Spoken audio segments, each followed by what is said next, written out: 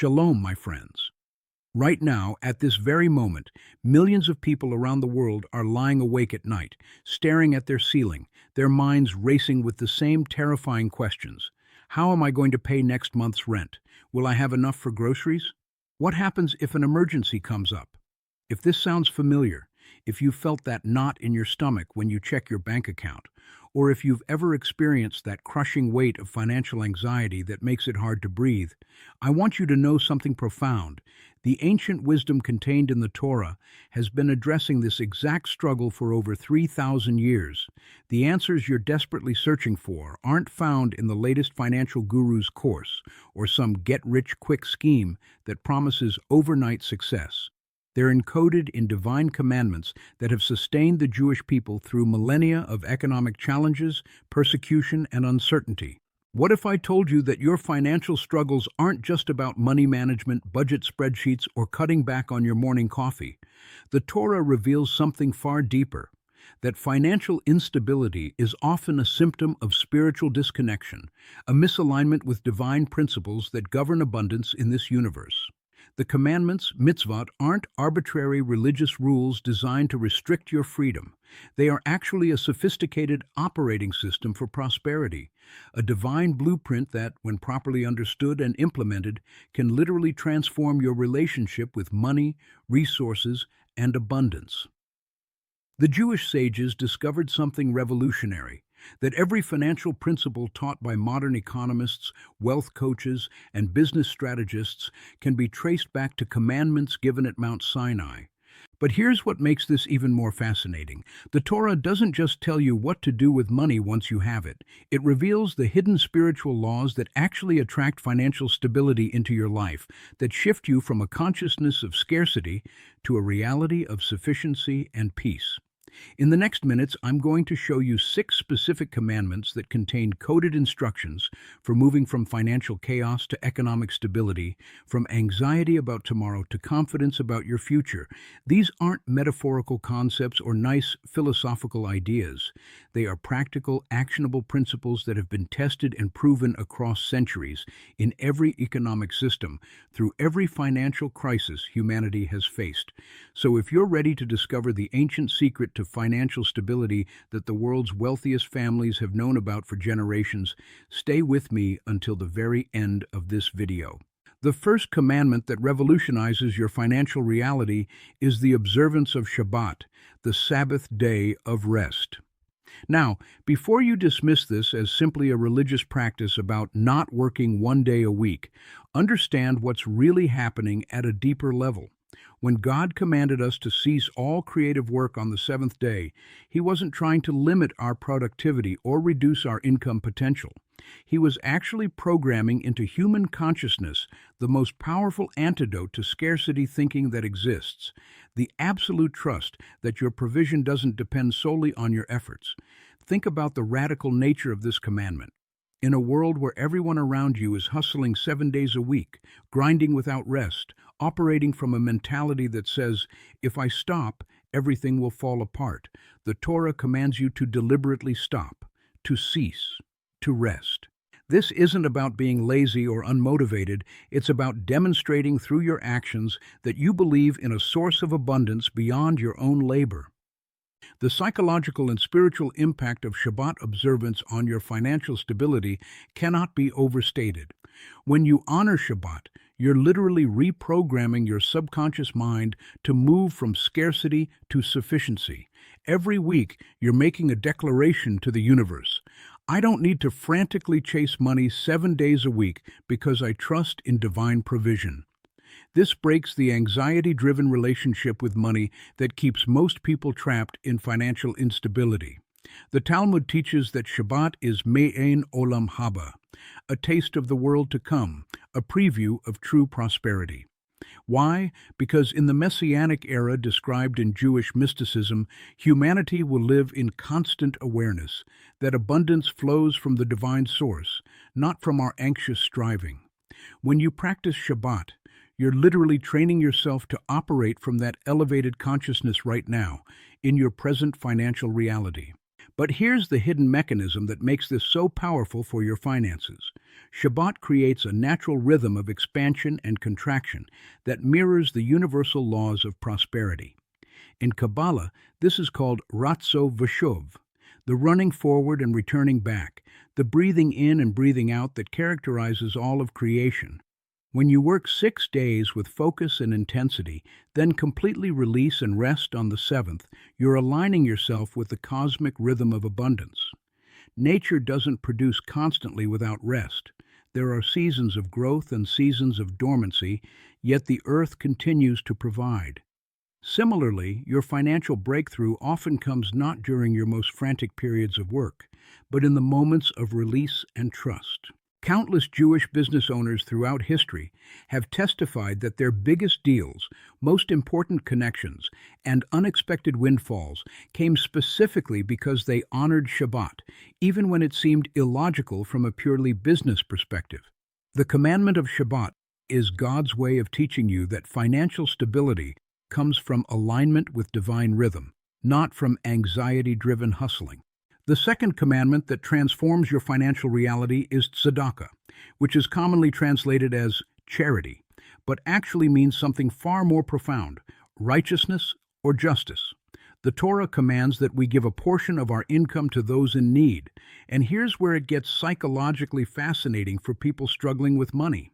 You're commanded to give even when you yourself are experiencing financial difficulty. This seems completely counterintuitive, even cruel, doesn't it? When you barely have enough for yourself, how can you be expected to give to others?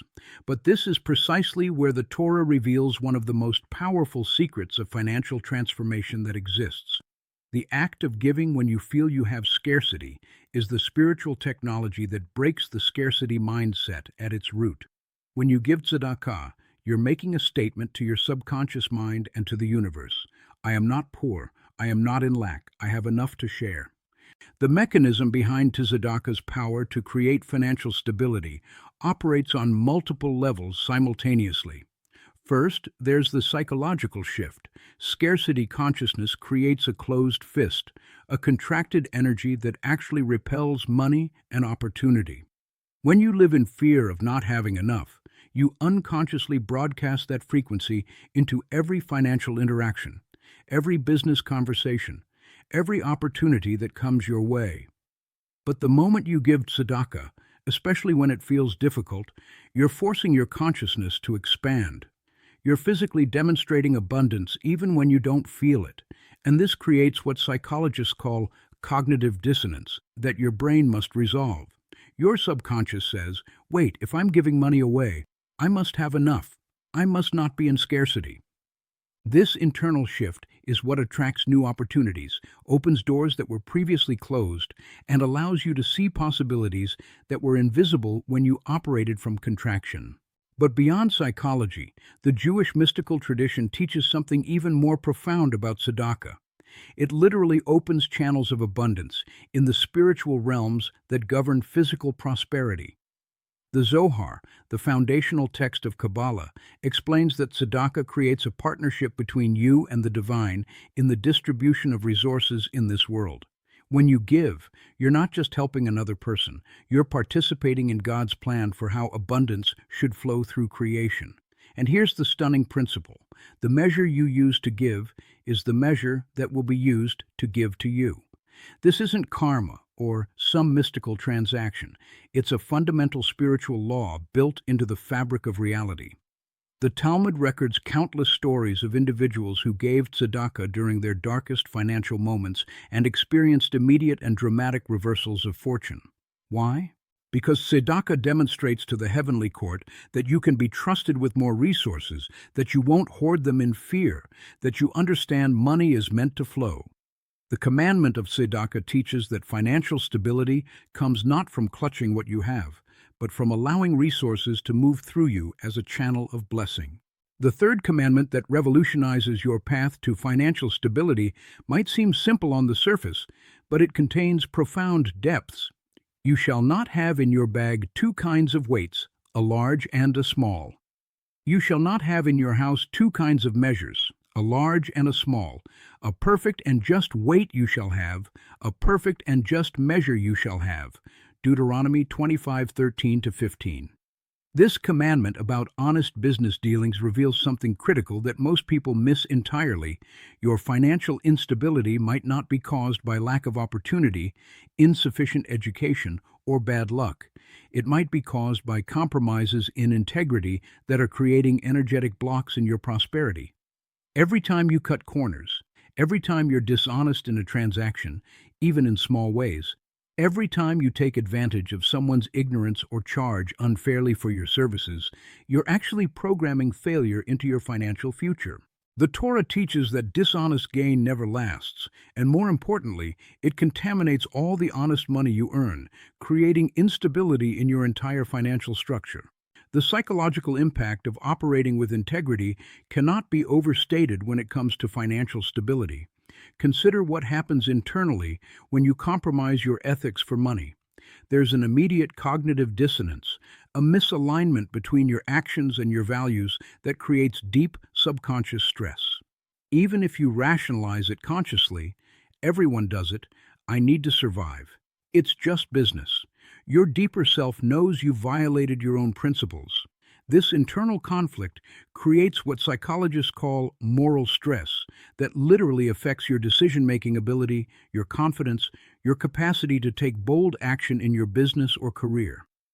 When you operate with perfect integrity, honest weights and measures in all your dealings, there's a purity in your consciousness that translates to clarity, confidence, and powerful decision-making. You sleep soundly at night. You can look anyone in the eye. You operate from a clean conscience that allows you to think strategically rather than being constantly distracted by anxiety about being discovered or exposed. But there's an even deeper principle at work here that Jewish mysticism reveals. The universe operates on a principle of middah keneged middah, measure for measure, or what goes around comes around. This isn't just about karma in some vague spiritual sense. It's a precise spiritual law as reliable as gravity. When you use honest measures in your business dealings, the universe responds with honest, stable provision in your life. When you cheat, even in small ways, you're actually programming instability into your financial reality because you're operating out of alignment with the divine standard of justice. The Talmud teaches that the first question a soul is asked in the heavenly court after death is, Nasata v'natata bemuna? Did you conduct your business dealings with integrity? Why is this the first question? Because how you handle money and business reveals the deepest truth about your character and your relationship with divine law. The commandment of honest weights and measures teaches that sustainable financial stability can only be built on a foundation of absolute integrity. Anything else is a house built on sand that will collapse when the storms come. The fourth commandment that transforms your financial consciousness is perhaps the most radical and counterintuitive of all. Shemitah, the sabbatical year. Every 7 years, according to Torah law, the land must rest. No planting, no harvesting, no agricultural work. For an agricultural society where farming was literally the source of survival, this commandment required extraordinary faith. Imagine telling a farmer, don't plant anything for an entire year. Let your fields rest. Trust that you'll have enough to eat. In modern terms, this would be like telling a business owner to shut down their company for a full year, or telling someone with a job to quit and trust that somehow they'll have enough money to survive. The psychological terror this would induce in most people reveals exactly why this commandment is so transformative. It forces you to confront the deepest root of financial instability, which is the illusion that you are the source of your provision. The principle of Shemitah operates on a profound truth that most people struggling with money have completely backwards. Your security doesn't come from your desperate efforts to control every financial outcome. The more you try to micromanage and control your finances from a place of fear, the more instability you actually create. This is because scarcity consciousness makes you operate from anxiety, which clouds your judgment, causes you to make poor decisions, and broadcasts an energy of desperation that repels opportunities. The Shemitah year was designed to reprogram an entire nation's consciousness about the source of abundance.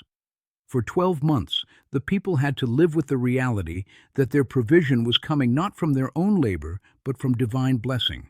The Torah promises that in the 6th year, the harvest would be so abundant that it would provide for 3 years, the 6th year itself, the 7th year of rest, and the 8th year until the new crops came in. This wasn't magic, it was a demonstration of what happens when you align with divine principles of trust rather than operating from human panic. The modern application of Shemitah consciousness is revolutionary for your finances. It means learning to release your death grip on control and developing what Jewish wisdom calls bitachon, trust in God's providence. This doesn't mean being passive or lazy. The Torah never endorses irresponsibility. Rather, it means doing your work with excellence and dedication, but then releasing the outcomes, trusting that your provision is ultimately coming from a source beyond your own efforts. When you develop this consciousness, something remarkable happens. You stop making desperate, fear-based financial decisions. You stop compromising your values for money because you're afraid there won't be enough. You stop accepting terrible jobs or toxic business partnerships because you trust that something better is coming. You operate from a place of inner peace and confidence that actually attracts better opportunities, higher quality clients, and more stable income. The commandment of Shemitah teaches that true financial stability comes not from anxious striving, but from aligned action combined with deep trust in divine provision. The 5th commandment that revolutionizes your journey from scarcity to stability addresses one of the most significant causes of modern financial suffering, the Torah's prohibition against charging interest to fellow members of the community. If you lend money to my people, to the poor among you, do not act toward them as a creditor. Do not lay interest upon them. Exodus 22:24. Now, in our modern economy built entirely on credit and interest, this commandment seems impossible to apply. But look deeper at what the Torah is revealing about the spiritual dynamics of money and debt. When you lend money at interest to someone in need, you're profiting from their vulnerability, creating a relationship where one person's financial difficulty becomes another person's gain. This violates a fundamental principle of how resources should flow in a society aligned with divine justice. More personally relevant, when you are caught in cycles of interest-bearing debt, you're trapped in a spiritual dynamic that makes financial stability nearly impossible to achieve. The psychological and practical impact of interest-bearing debt on your financial stability is devastating, and the Torah understood this thousands of years before modern consumer credit destroyed millions of lives. Every month that you're paying interest on credit cards, car loans, or other high-interest debt, you're literally working to make someone else wealthy while impoverishing yourself. But beyond the mathematical reality, there's a consciousness issue. Debt creates a sense of servitude that affects every aspect of your life. Proverbs 22:7 states, "The borrower is servant to the lender." When you're in debt, you're not truly free in your financial decisions. You can't take risks that might lead to greater opportunity because you're chained to monthly payments. You can't be generous because every dollar is already spoken for. You operate from a consciousness of obligation and lack rather than freedom and possibility. The Torah's commandment against interest wasn't just about protecting the poor. It was about creating an economic system where people can maintain their dignity and freedom even when they need financial help. The path out of scarcity consciousness requires understanding what the prohibition against interest teaches about money. Resources should flow in ways that uplift both parties, not in ways that create ongoing dependency and servitude. If you're currently trapped in high-interest debt, the Torah's wisdom points toward a clear principle. Breaking free from this bondage must become your highest financial priority, even above accumulating savings or making investments. Every dollar you pay in interest is a dollar that could have been building your stability. And more importantly, every month you remain in debt is another month operating from slave consciousness rather than free consciousness. The Jewish tradition developed interest-free loan societies, gemach, specifically to embody this commandment's principle. When someone needs financial help, they should receive it in a way that empowers rather than enslaves them. The commandment against interest teaches that true financial stability requires freedom from the bondage of debt, and that we should structure our financial lives in ways that preserve dignity and enable eventual independence rather than creating permanent servitude. The sixth and final commandment that completes your transformation from scarcity to stability is lo takmod, you shall not covet. You shall not covet your neighbor's house, you shall not covet your neighbor's wife, his manservant, his maidservant, his ox, his donkey, or anything that belongs to your neighbor. Exodus 20:14. This commandment addresses the deepest psychological root of financial instability that most people never recognize: the inability to be satisfied with what you have, the constant comparing yourself to others, the addiction to more that ensures you'll never feel financially stable, no matter how much money you actually have. The Hebrew word takmod doesn't just mean wanting something, it means an obsessive, consuming desire that leads to action aimed at acquiring what belongs to someone else. This is the consciousness that keeps people trapped in perpetual financial anxiety, even when objectively they have enough. The psychology of coveting reveals why so many people who earn substantial incomes still feel financially unstable and anxious. They're constantly comparing themselves to those who have more, constantly expanding their lifestyle to match or exceed their peers, constantly feeling that what they have isn't enough because they're focused on what others possess. This creates what psychologists call the hedonic treadmill. No matter how much your income increases, your sense of financial satisfaction doesn't increase because you're always adjusting your reference point upward. Someone earning $50,000 a year thinks they'd feel secure if they earned $100,000, but when they reach that income, they're surrounded by people earning $200,000, and the anxiety continues. The commandment against coveting isn't about suppressing natural ambition or the desire to improve your situation. It's about breaking the toxic pattern of deriving your sense of financial security from comparison with others rather than from genuine assessment of your actual needs and resources. The path to true financial stability requires what Jewish wisdom calls histapkut, contentment with one's portion. This doesn't mean settling for poverty or refusing to work toward improvement. It means developing the capacity to feel genuinely grateful for what you currently have while working toward future goals.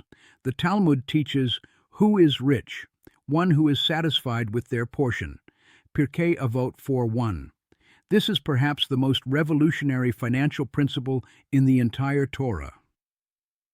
Your experience of wealth or poverty is determined not primarily by the amount you have, but by your internal state of contentment or craving.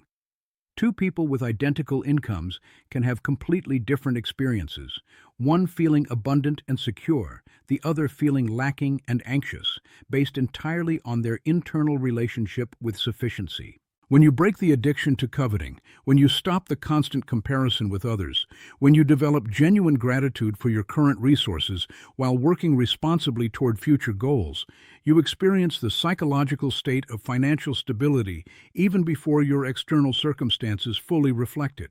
And paradoxically, this internal shift often precipitates external changes because you're operating from abundance consciousness rather than desperate scarcity.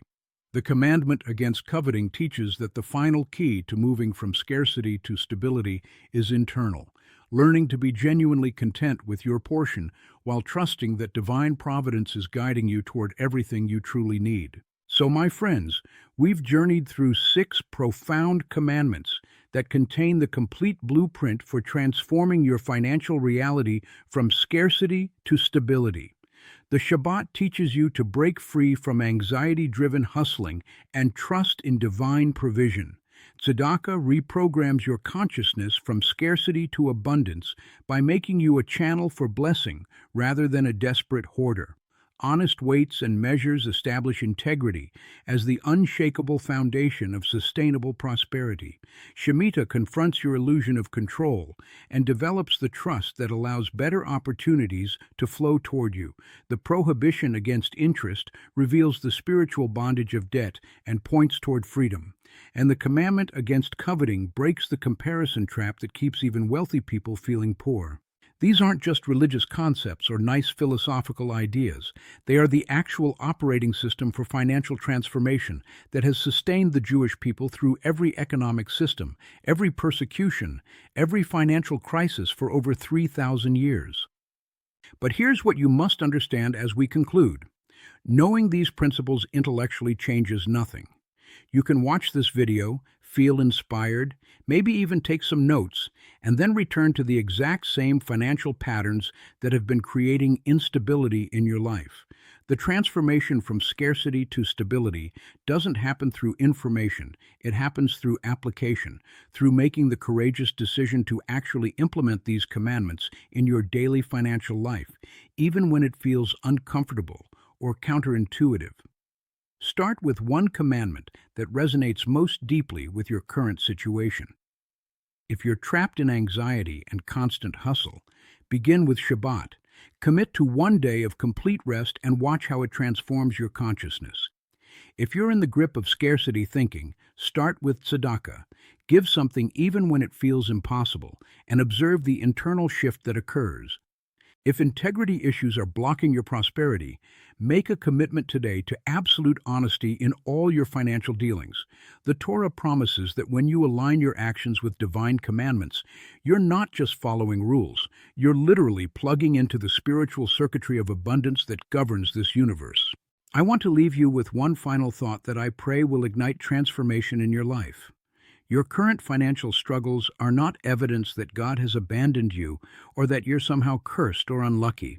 They are actually an invitation to discover these deeper principles, to move from a superficial relationship with money to a profound understanding of the spiritual laws that govern prosperity.